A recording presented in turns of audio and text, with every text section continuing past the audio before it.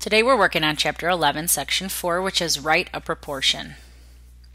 So in our first example here, we have two triangles that are similar to each other. We need to find the value of x.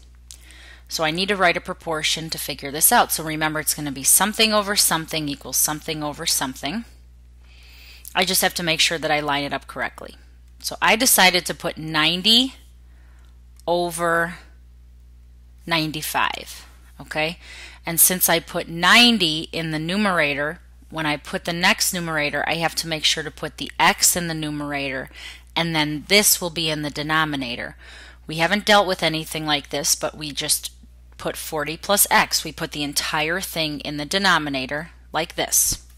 So I put the x in the numerator, 40 plus x in the denominator. And now we solve this same way we've been solving all proportions. We're going to cross multiply 90 times 40 plus x, and I'll show you how to write that to make sure you do it correctly, and then 95 times x. Okay, so take a look at how you write this. When I write 90 times 40 plus x, I have to make sure to use the parentheses because I need to use the distributive property. I need to keep 40 plus x in parentheses. And then on the other side equals 95x. That's the same as what we've been doing, so that's fine.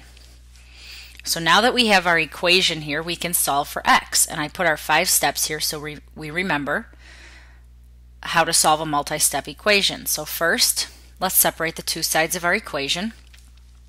And we'll do step 1, which is the distributive property. Since I have a 90 here that I need to distribute to the 40 and the x, I will multiply 90 times 40, which is 3,600, and 90 times x, which is 90x. And I just brought down the 95x. Step 1 is done. Step 2, combine like terms. So let's look on the left. This is a number, this is a letter. They cannot be combined. On the right, all we have is a letter, so there's nothing to even combine, so we skip it. Step 3, gather variables to one side.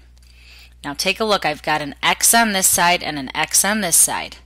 If I move the 95x, there won't be anything left on this side. That means I need to move the 90x. Well, what's in front of it is a plus sign, so I will do the opposite and subtract 90x on both sides.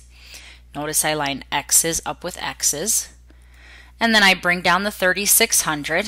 The 90x minus 90x cancels, and 95x minus 90x is 5x. And to get the x by itself, it says undo addition or subtraction. We don't have any, so skip it. And step 5, undo multiplication or division. This is multiplication, so we'll undo it with division. Divide by 5 on both sides, and we get x equals 720.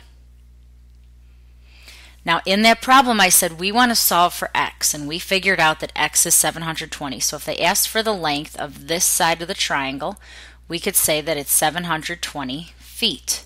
But what if they asked for the length of this side? All you would have to do is take the 720 and plug it in place of x. So it'd be 40 plus 720, which would be 760. So the length of this side would be 760 feet.